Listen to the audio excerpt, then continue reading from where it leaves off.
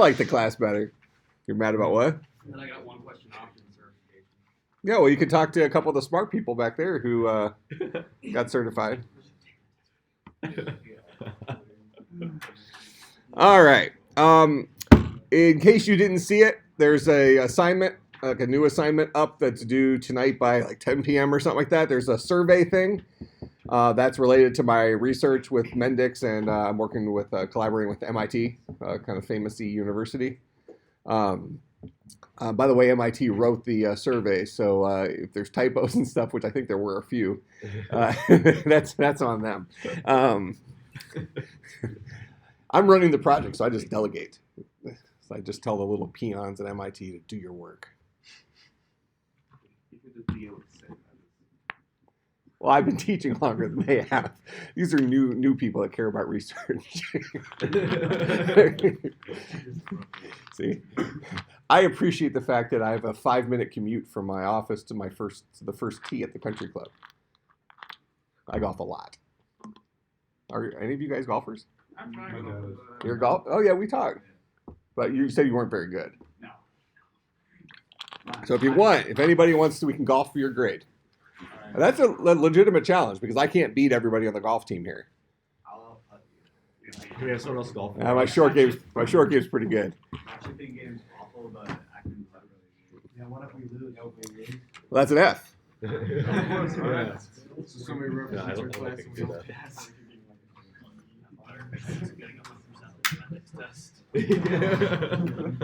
See, my biggest disadvantage, because I golf with some of the players on the team here. Oh, really? My biggest disadvantage against younger folks is they can hit the ball a lot farther than me. I mean, I'm not short. I hit the ball like 260 off the tee or something, which is pretty good for an older guy with a broken back and stuff. But, these young people are hitting the ball 330 off the tee. It's ridiculous. So I have to play back from the tips with them.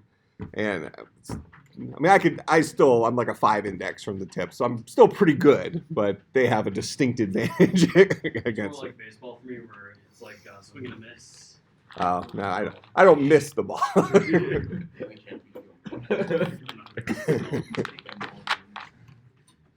Yeah, I play all winter too. I have a simulator at my house. My goodness. And I got a big screen TV, so I just watch Netflix while I'm playing on the simulator. Yeah, it's pretty legit. Okay. Golfing maybe 10 times in my life. What's this? Golfing maybe 10 times in my life. I can do it, but Well, it's fun, isn't it? yeah.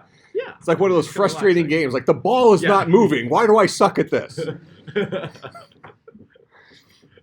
Plus, it's so rewarding, like because you start off and you're not very good. So I used to play pretty high level tennis. Okay. I played Division I tennis, and I broke my back, and that's when I got fat.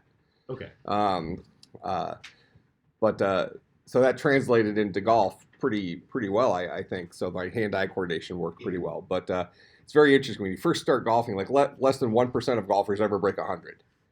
That's like the starting point. So like the first time you break 100, like all excited, and then it's like, well, I need to break 95. Then it's 90. Then it's 85. Then it's, you just keep having this new thing, and then the nerves come up. Like the first time I broke 45 for 9 holes was like a big deal. And I remember I just had to par the last hole, and I was all nervous. Like now, man, if I shoot a 44 for 9 holes, let's hit the bar hard. Because I don't shoot 44s for 9 holes. I shoot like 37s for 9 holes. But it's all, all relative. Your perspective changes. And so for me now, my next goal would be to break par for 18 holes. I've never done that. Okay. My low score is 74, which is 2 over. So it's like, so if I get to the point where I'm the last hole and I have to par to break par or something, all the nerves and shank it. So Have you played with Jonah then? Since you've mentioned you played with some of the golf. it's possible. I don't know all their names. They practice at River Club where I'm a member. So it's possible I played with them. See, very good. He's a roommate. That's Oh. why I asked. He's on the team. Well, ask him if he's played with me. Okay. Is he a freshman? He's a transfer junior. So he hasn't played a season yet. Well, if he's played over at River Club last year, chances are I played with him. If he hasn't played yet, I'll probably play with him this year when we have the thaw. Okay. Okay, so we were talking about memory management stuff last time, and we were mentioning this idea. We go back to all of our languages up to this point. We had this thing called an array, and I mentioned that. So we were talking about the difference between arrays and structs, because last time we spent some time on this extra slide here that I had forgotten to put up previously. And we talked about what a struct is, just a whole bunch of name-value pairs, as opposed to an array, which is a collection of just values, where if we wanted those values to mean something, we would have to remember in our head that bucket 0 meant this, bucket 1 means this, bucket 2 means this, that kind of stuff. And then we spent a little bit of time talking about how these arrays are actually stored inside of our computers. So this is all under the hood type stuff. What we should gather from this in our class is the idea that an array is a collection of values. Okay, so this is one of the tools that we use in programming. If we need to hold more than one piece of information inside of a single variable name, an array might be a good tool for that. Okay? If we're going to, for instance, let's say you want to hold just a whole bunch of random numbers, where each number isn't necessarily any more meaningful than any other number. An array is a perfect thing for that. You might create a 100 bucket array, fill it with 100 random numbers, and say, I have 100 random numbers. And then maybe you use those random numbers for some mathy stuff in a few minutes or something like that. Mm-hmm. Okay, that's a good use of an array. You just need a collection of, it's no different than in real life. You get a little container, you throw a bunch of paper clips in it. One paper clip isn't any better than any other paper clip. There's a bunch of paper clips.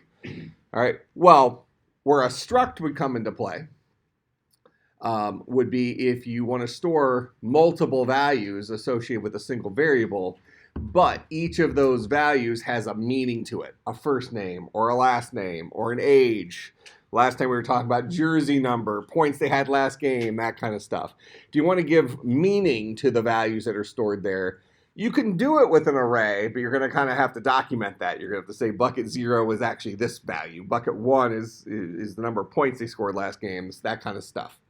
Where a struct would be a better tool for that because you get the meaning associated with the value. Points, int points last game equal 21, that type of thing.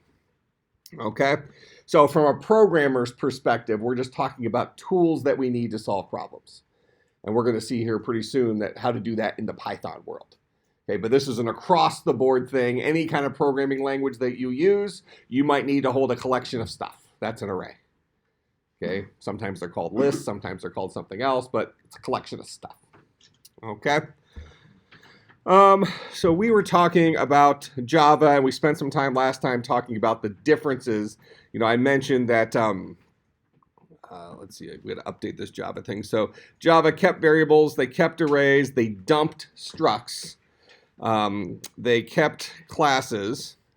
Now, in a language like Java that we mentioned last time, they made the argument that, you don't need structs because a class without functions in it is the same thing as a struct. But we talked last time about this idea of when you pass a class to another function or you pass a struct to another function, they technically are passed slightly differently. Therefore, they're not exactly equivalent, even though you probably can make them equivalent if you needed to. All right, so we're powering forward. The problem with Java, we might also say another thing about Java. Java is something called platform independent. We talked about that yet? No. Okay. So run, write once, run anywhere. All right, so we're going to say the problem with Java is it's relatively slow. Relatively. Computers are really fast, so it's not going to really seem fast. So it's relatively slow. And in the big scheme of things, related technologies are not well integrated. And I'll talk more about that here in a few minutes. All right, so we talked about Microsoft's, Apple plus Microsoft. All right, so we talked about Microsoft stole the graphic user interface stuff from Apple, blah, blah, blah. Steve Jobs got fired, blah, blah, blah. They bought him back through Nest Computers. All right, then we talked about Sun Microsystems, Java stealing, or I'm sorry, Microsoft stealing Java from Sun Microsystems. Sun Microsystems sues them, wins. Microsoft then needs to come out with their own language because they're not allowed to use Java anymore, so they come out with this language called C#. If we go back to our picture here of our languages, I have C# kind of hanging off of Java up here. So it's similar, similar in the evolutionary chain, let's say. So C# still has variables, still has arrays. They actually brought back structs for the same reasons we talked about Java mistakenly removing them. Something else we should say here for Java, before I forget. They removed the specific syntax for pointers. And we looked at that last class. Right? We had those asterisks and the ampersands for accessing values at memory or the memory version of a value. We had those abilities in C and C++, and that's why they empowered the programmer to make poor decisions. In a more recent language like Java, Java makes a lot of the decisions for us. So they remove that specific syntax for pointers because Java chooses when we need a pointer or not. So they took some of that decision making away from the programmer, which makes our life as a programmer easier, but also maybe takes a little bit of our power away, which only impacts us sometimes. So C# kept variables, kept arrays, brought back structs, still has classes, brought back syntax for pointers, but only in an unsafe code block. So they made you, in C#, if you wanted to do pointer stuff, memory stuff, you specifically had to say, I realize this is unsafe stuff. So you flag it as unsafe, then you do your pointer stuff inside of there, and you're basically telling C#, look, I know what I'm doing. Trust me. You know, that type of thing. So you get the ability, but you won't accidentally use the ability for the wrong reasons. You'll have to know, you have to surround it by an unsafe code block in order to use it. So that's actually handy. Now let's talk about this idea of platform independence.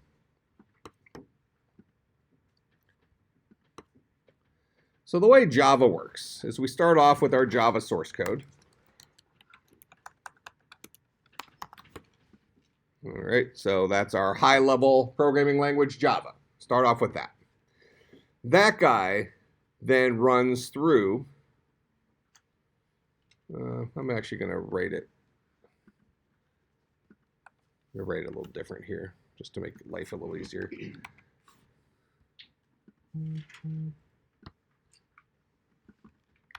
So Java source code runs through the compiler.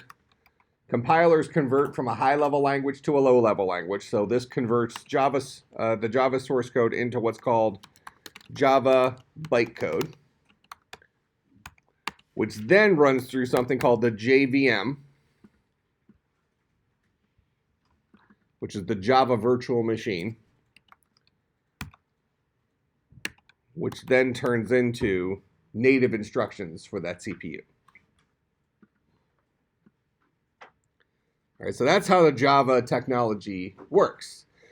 Prior to Java, the older languages like C++, they would not claim to be platform independent. So the idea would be if you wrote a program in C++ for Windows, and then you wanted that program to work on a Mac, you would have had to go through and port that program to the Macintosh equivalent. You would be able to reuse a lot of the logic, the common C++ stuff, but you're going to use different libraries for creating windows and stuff like that on the Mac. And so anything that wasn't Windows specific, you'll be able to reuse, but things that were Windows specific, you'll have to rewrite that to be Macintosh specific. And really, this was kind of the rationale for why Java came out. It was during this period of time where a lot of the Apple people, or the Mac, these are the Mac people, were complaining that, oh, all the new software, especially the games, come out for Windows first, and then we either never get it or we get it on a huge delay. So the Macintosh people, had this idea in their head that these are the users I'm talking about, that they had this idea in their head that they represented 50% of the consumer base. That 50% of the people used Macintosh computers and 50% of the people used Windows computers. And that wasn't even close to the truth. It was more like 95, and then 95% used Windows computers, and like 3% used Macintosh computers, and then 2% used other, Linux, Unix, something like that. Okay, so a pretty small group doing some screaming, but the point is that this was a realistic problem for business applications. There were some programs that, when we talk about Java, I've mentioned here that Java is relatively slow. And it's relatively slow because of this thing called the JVM. This is the Java Virtual Machine. This is a computer written in software that Sun Microsystems, the makers of Java, Microsystem, probably 2 words maybe? Yeah, whatever. Ported to multiple platforms. This virtual machine knows how to run a Java program. All right, so instead of making the programmers for Java rewrite their programs for the different platforms, rewrite it for Windows, rewrite it for the Mac, rewrite it for Linux, Sun Microsystems said, look, you just write your program once in Java. We will write the Java virtual machine for Windows. We'll then rewrite the Java virtual machine for the Mac. We'll rewrite the Java virtual machine for Linux. Those Java virtual machines, they might not be identical in performance because certain operating systems might be faster in certain ways, but they will be functionally equivalent to each other. And they will all know how to run your Java bytecode. So you write your program once, and they will run on any machine that has a Java virtual machine. Okay? Now, the issue with that is,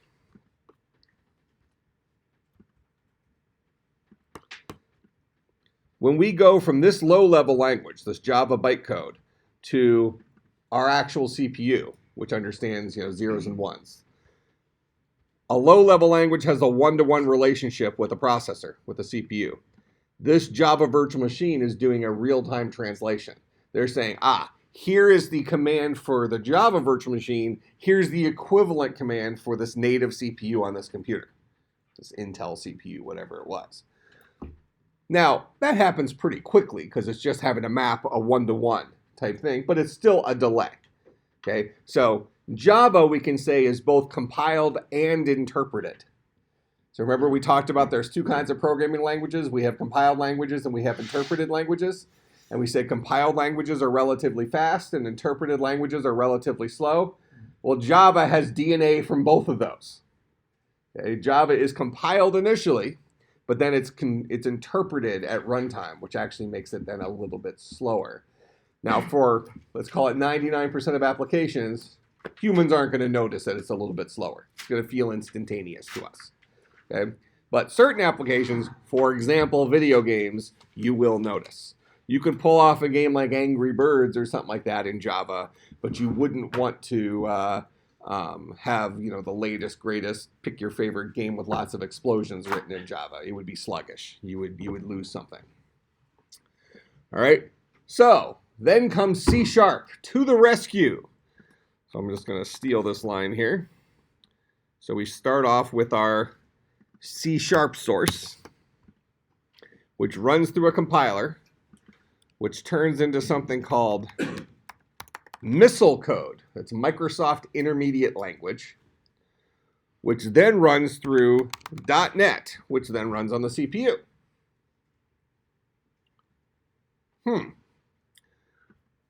Now, even though they've used some different words, don't these two things look identical? This is a low-level language. This is a low-level language. This is an interpreter. This is an interpreter. Compiler, compiler, high-level code, high-level code. And then, so I was at an ACM conference at University of Illinois in Urbana-Champaign when Microsoft first announced C#. I mentioned this last class. They gave out free, everybody shows up to the Microsoft things. Because back then, Microsoft was like one of those hated groups. If you were a computer science person back then, you were a Linux user. You know, that's what cool kids did. They ran Linux. You know. How many of you run Linux now? Half of a person. That's all I got for you, 30 gig. Okay. So the only cool kids in here are the couple of people that got the certification. That's it.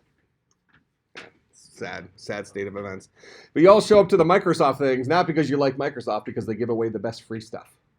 Okay. You know, all the other little things you got, like bouncy balls and stuff like that. Microsoft is giving away Visual Studio Professional 6.0. It's like a $700 piece of software.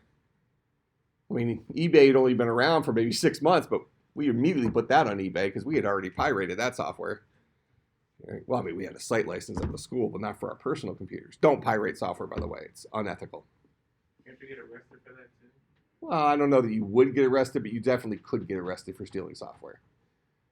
It happens so prevalently that we wouldn't have, the police wouldn't be able to do other, wouldn't be able to protect us from other things if they went out for every software. But that doesn't mean you should do it. Okay. Officially, I'm saying don't steal software, don't steal music, don't steal. Don't do any of that. Unofficially, I'm saying use a VPN. All right, so in any case, so we show up to this thing, we get the free software Microsoft gave, and they're up there, they're basically announcing, they're describing this new language they're about to come out with, C#, and it's the greatest thing ever. They built it from the ground up, and they're just basically describing Java to us in the audience. But at the end, Microsoft said, just like Java, C# is platform independent. So we mentioned before that with Java is platform independent, write once, run anywhere. Now, if you're a C# programmer today, this is going to seem like a very foreign statement to you. It's like, wait a minute, C# isn't platform independent. Microsoft would say, no. C# is platform independent. It will run on any platform. So this runs on any platform that supports the .NET component architecture. So it'll run on any platform at all, as long as it's Windows. Okay. It will literally run on any platform as long as it's Windows. Okay, because it has to support the .NET component architecture, which is a proprietary product made by Microsoft, which is only supported on Microsoft Windows. Now, if Microsoft were to choose to port the .NET component architecture to, for instance, the Mac, then C# would run on the Mac. And this is actually something they're doing now. They're porting it now. For a long time, there has been an open source project called Mono. Okay, not the disease. It's okay. So Mono is an open source project where they've attempted to functionally mimic the .NET component architecture for other platforms like Linux and the Mac. So you kind of lose out on some of the graphic user interface aspects of it, but you can then write C# syntax on these other platforms and have it work. All right. But if you're using C# today, you're using C# because you're a Windows developer. Okay? Or you're a Unity game developer. Just because which is actually interesting. How many of you have ever used Unity before? Okay, a couple of you. How many of you have used Unity on a machine other than a Windows machine? Okay, when you double click on your script, what opens? MonoDevelop opens. Unless you install Microsoft Visual Studio for for Mac or for Linux. Actually, Visual Studio is not for Linux yet, but it's out for the Mac. But whatever. In any case, C#, Java, highly, highly, highly related to each other. But there is one magic piece that Microsoft brought to the table here.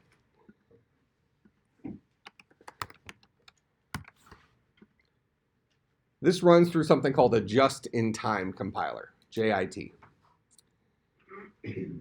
Okay. Now, part of this is because the .NET component architecture is only available on Windows, because this is doing some extra heavy lifting. But if you've ever created a C# program, the very first time you run it, it takes a little bit longer to run than future runs of that program. Because what it's doing the very first time you run it is it's going through this just-in-time compiler, and it's ultimately creating an executable that will run natively in that CPU from that point forward. So it's only interpreted the very first time you launch that program. After that, it's a native application. That make sense? All right. So that means that C# would be a faster language than Java because of that last little magic step.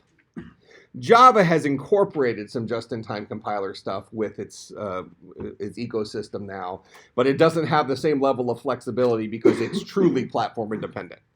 So they're at the mercy of their virtual machine, and their virtual machine has a different owner than the people who wrote the operating system.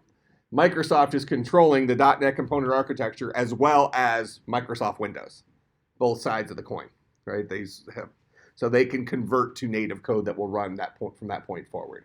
They kind of have the advantage there. All right. Now, what this ultimately means for software development is that it would be potentially possible for someone to write a game in C#. In fact, more and more games today are being written in C# because more and more games today are being created using one of the popular game engines. So you kind of have two popular, if you've played any video game that's written by a kind of a third-party community, not one of the big game companies, kind of the indie developers, they're using one of two tools, either Unity or Unreal Engine. Okay, those are the two popular game engines out there. Unity scripting language is, well, it supports two. It supports C# and JavaScript. Nobody uses JavaScript. So you use C# as your scripting language in Unity, and in Unreal Engine you use C++. Relatively unimportant between the two of them. Unreal Engine also has a graphical drag and drop type of scripting tool that's actually pretty decent. But the punchline is that many video games today are leveraging these game engines. And if you take one of our game programming classes, we use Unity for 2D game programming and then also 3D game programming and game programming too. And we do VR stuff as well using Unity. That becomes, we like using Unity because it's kind of become adopted on a wider scale. But you start seeing video games today using these third-party game engines because it allows you to focus on what your game does rather than how to write a physics engine or how to make gravity work and all this other stuff in your video games. If you go to one of these big outfits like Activision, Blizzard Entertainment, something like that, they have their own internal game engine that they wrote years and years and years ago that they've been adding to that was probably written in C or C++. So a majority of games today are still written in C and C++, not necessarily because a more modern language like C# isn't acceptable for it, but because the tools that they're using to create the games, first of all, you can make the argument that C or C++, because they give you more flexibility than C#, are still technically faster, or at least definitely not slower. And with that in mind, they don't have a whole lot of motivation to go and rework their tools to be C# based or something like that.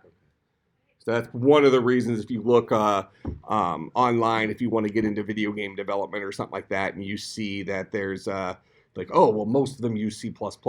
Most of that's because they already have very evolved tools that they've worked on over the years. And there isn't a great rationale to update them to a newer language because all their developers know C++ anyways. That makes sense? And one thing you'll get out of not just this course, but once you get through our main programming core, 200, 250, and 300, is the programming language doesn't matter. We're going to be using Python in here. We're using Java in the next class. We're going to jump into Android programming in the next class. I might do some iOS stuff in the third class with Swift. The languages are all the same. You spend a week figuring out the little nuances between the languages because they're 95% the same. You figure out the differences and you move on, and now you're programming in that other language using the exact same tenets that you learned in your first language. Make sense? That's all programming language? Yeah. Is that like- Programming is the skill set that you're learning. So we happen to be using Python in this class, starting here pretty soon. That's the tool we're going to be using, but we're not learning Python. We're learning how to program. We just happen to be using Python. Okay. Next semester, you're going to still be learning how to do more advanced things in programming. We're just going to decide to use a different tool just so you have more familiarity with different tools. So we'll be using Java.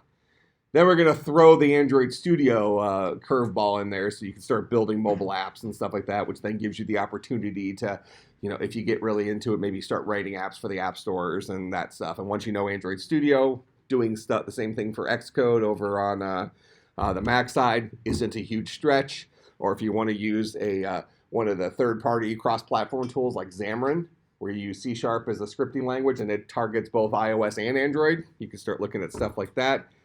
Programming as a skill set opens the doors to all that stuff. Okay? All right, so there's that, there's that. We have C#.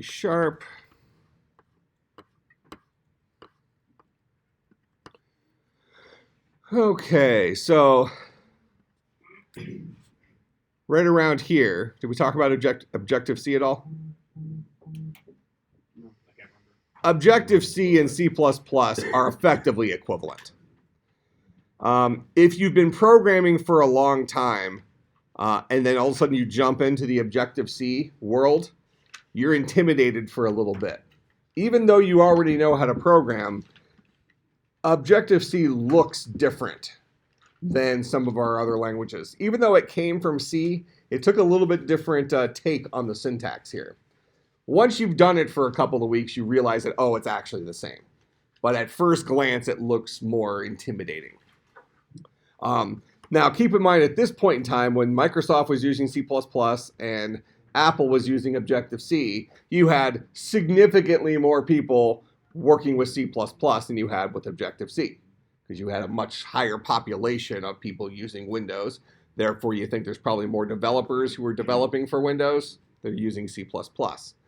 Now, the Microsoft people, they're the experts, or the Macintosh people rather, they're the experts in Objective-C. They were drinking the Kool-Aid, whatever.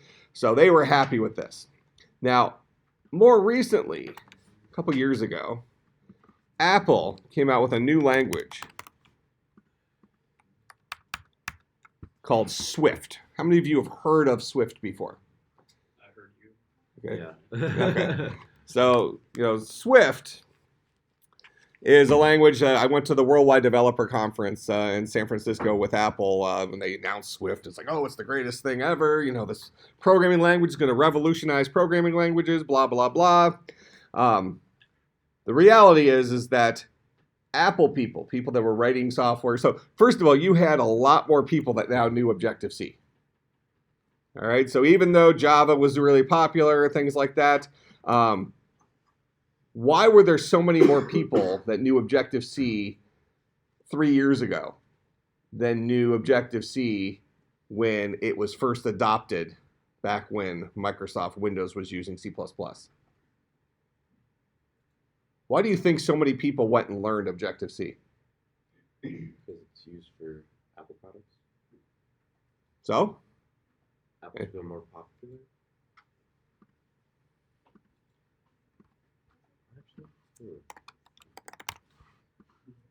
iPhone. If you want to write apps for the iPhone, you used Objective-C. So even though you didn't have, Apple came out with a Mac app store where you can write apps for the Macintosh computer, and that's been somewhat popular, but not even in the same universe as iPhone. Okay, to this day, iPhone is still the place that you can make the most money writing mobile applications and selling them on the mobile platform. You can make the argument who has more install bases, Android versus iPhone, and then what's the newest version of Android. It becomes kind of a sloppy thing, but let's just say it's 50-50. Regardless of that, there's plenty of statistics that indicate that more people are willing to spend money who own iPhones than who have Android devices. So if you're trying to sell an app, your app will sell more copies on iPhone than it will on Android, even if it's the same app. Just the economics of it. So with the big boom of mobile application stuff, people said, hey, well, first of all, the iPhone's App Store came out a year and some change before Android's App Store came out. So if you wanted to write mobile apps in the early days, you had to write it on iPhone. That was your only option. So a bunch of people came over from here and learned Objective-C to write iPhone applications. All right. Now, up until 3 years ago, those same people were using Objective-C, and I promise you, they were not complaining about Objective-C. They were drinking the Kool-Aid. They liked Objective-C. To this day, Objective-C might be one of my favorite languages. But Apple still came out with a brand new language called Swift. Swift doesn't look anything like Objective-C. It looks a lot more like CSharp and Java. It looks a lot more like those languages. Okay. Now I'm going to pause Swift here for a second. Just put a pause button there. And I want to talk about some web languages now. So I would call these our native languages. And we're going to go through the web languages pretty quickly. Actually, let's steal this guy.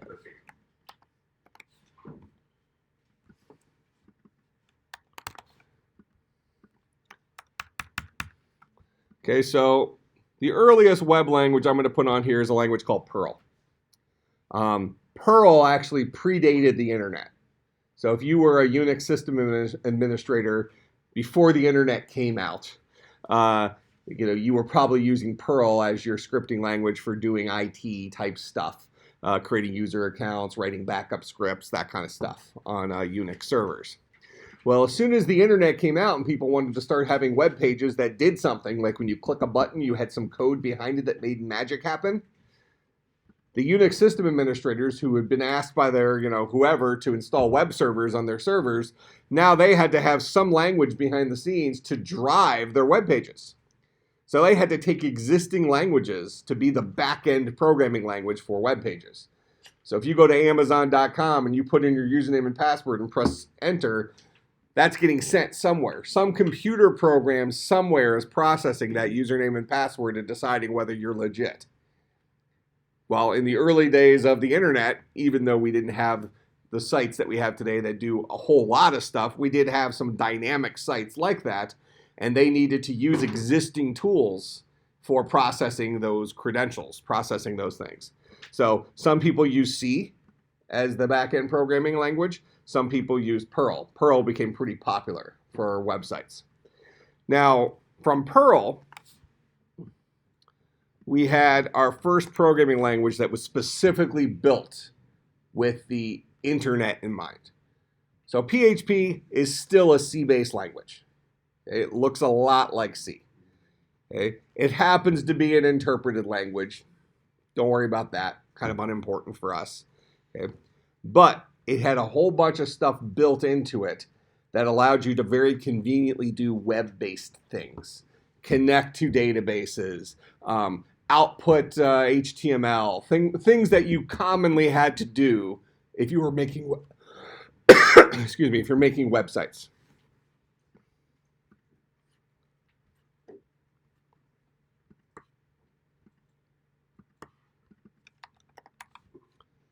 So we're going to call this guy a web-first language,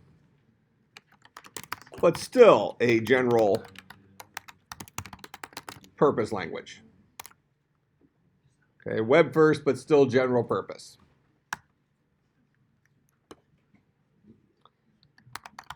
Problems. Lacked something called MVC.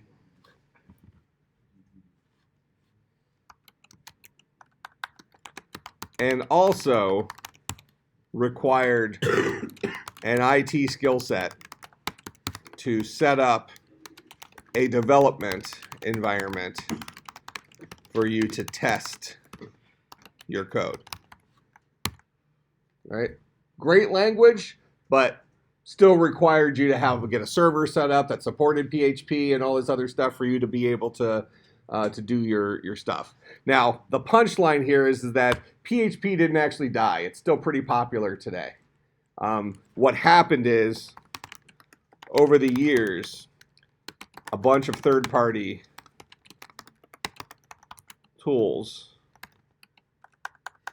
came about that solve many of the problems. They might not solve them the best, because there's been some new language that have maybe solved them in some better ways. But PHP has enough good stuff going for it, and there's enough example code out there. It's a pretty strong community where if you want to write a website and do something relatively quickly, maybe it's an email form or something like that, in 5 minutes you can find some sample PHP code that will do that. You can just drop it into your project and you're good to go. So PHP is still a popular language today, and an infrastructure has been built around it to support some of those weaknesses. All right. And what I'll do here is I'm going to just go ahead and write in our next several languages, and then we'll finish talking about them next time and then start going into Python. So from PHP, we went into a language called Ruby. From Ruby, we went into a language called Python, which is what we're going to be using in here. From Python, and I'm skipping some stuff here in the middle. These are kind of the highlights. All right, there are some new other technologies that live between some of these. From Python, we went into something called Node.js.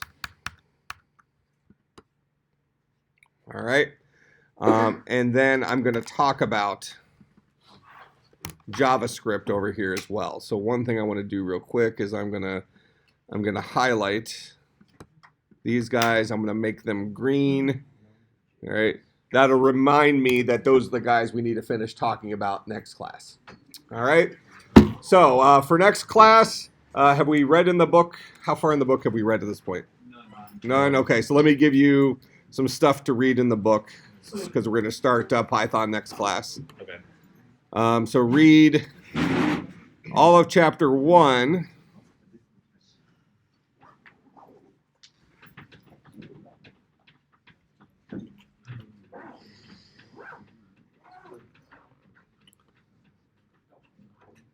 Yeah, let's do all of chapter 1 and all of chapter 2. Do all the interactive exercises. Okay. In it. Shouldn't take you that long. They're pretty short chapters. But just go through that. That'll give you kind of a familiarized crash course in Python. All right? I'm not going to put it on Blackboard because it's actually I can put it on Blackboard so you have something to turn in. I'll give you credit for it.